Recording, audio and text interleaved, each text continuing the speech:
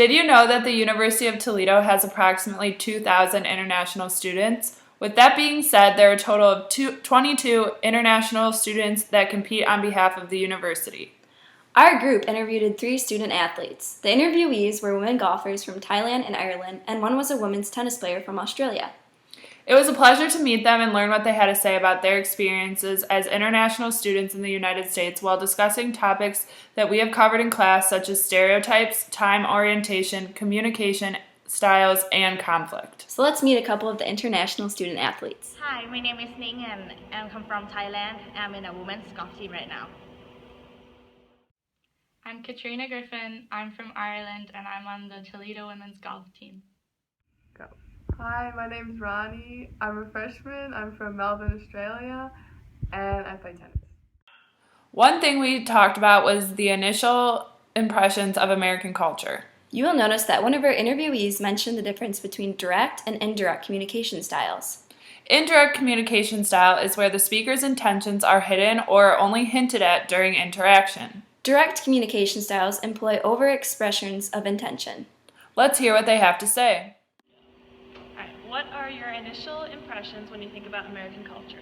My initial impression is they are very straightforward, which is different from where I came from, which is Thailand. Like, we would think a lot before we talk, but I like the way how you guys do it more because it makes everything go faster. What were your initial impressions of American people before coming to the U.S.? Well, I thought that Americans were loud and fun, and I also thought that they invest a lot of money in the college systems compared to Australia with like the big sports fields and all the big games they have. And also my older sister, who's 21, so she's been in America for a year and a half, longer than I have. And she gave me an insight as to how the college system works and what the people are like. And yeah. In the next interview, we asked what you think when you meet someone from a different culture. Perception is defined as the mental interpretation of external stimuli via sensation. The interviewee mentions tactile stimuli and how it affects her perception of others by the way they treat her. Alright, when you meet someone from a different culture, what do you remember most about him or her?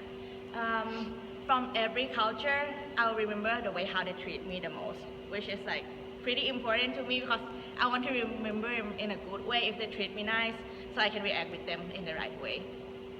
How do you think people are in America compared to Thailand? Like, we are totally different though. Comparing Thai to Americans, like different in every way, the way how we talk, the way how we think. So it was a big change for me when I moved here. Intercultural conflict is defined as an emotional struggle between people of different cultural communities. This can happen over incompatibility, cultural ideologies, and values, situational norms, goals, face orientation, scarce resources, style or process, or outcomes during verbal and nonverbal communication. Let's hear what the interviewees have to say about conflict. So, when it comes to conflict, do you prefer to handle it directly or avoid it altogether? If I am with my friend, I'll handle it directly, but with the people who are older than me, I'll avoid it for most of the time. In Australia, do people prefer to handle conflict directly or avoid it altogether? People prefer to directly deal with conflict, I think. They'd rather do things face to face than like over text or over the phone, just because it's a little easier. And you can actually see how they feel, I guess.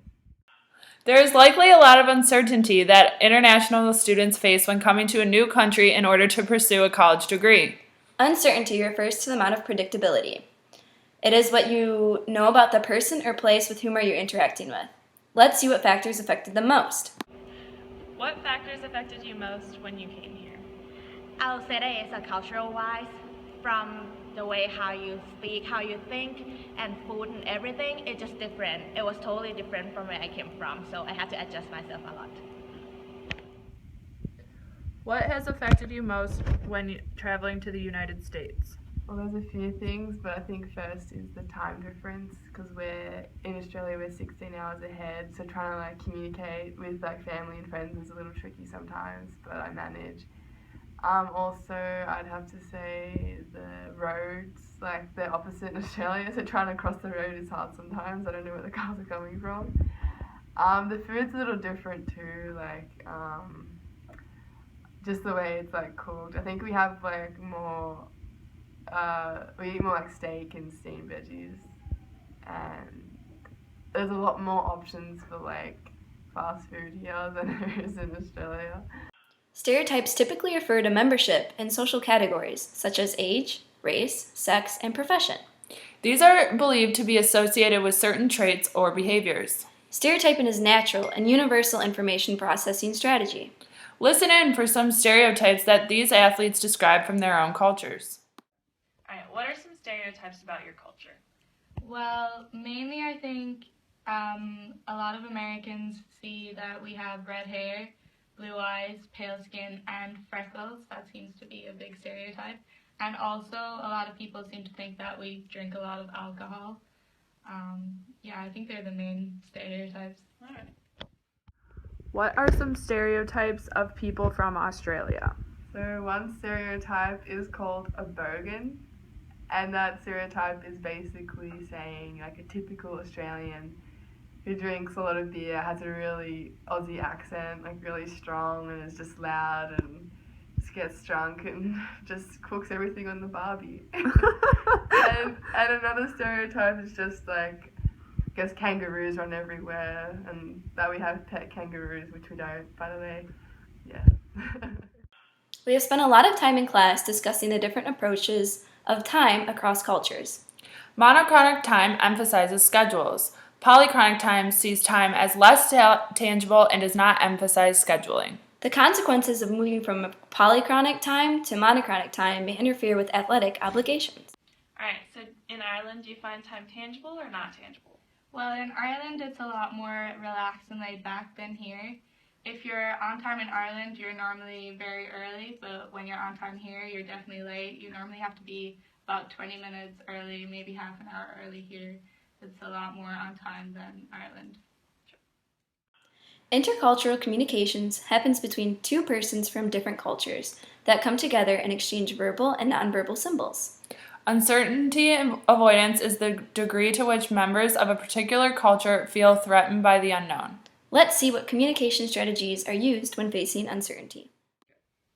What communication styles do you use to avoid uncertainty with others?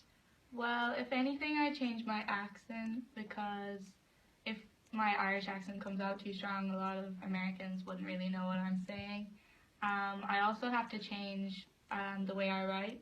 Like, we spell a lot of words differently. Like, we add a U into the word color and other words, so I just have to be aware of how I spell things.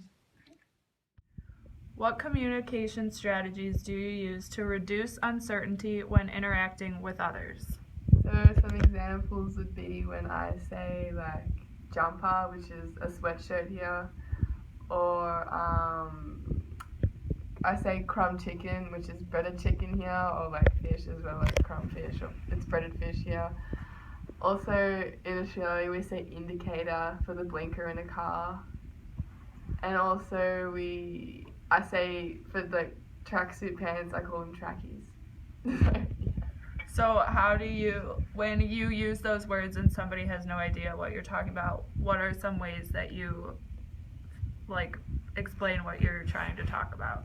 Well, I just kind of use an example and just try and explain it on the spot to them, and just so they understand what I'm trying to say. Okay.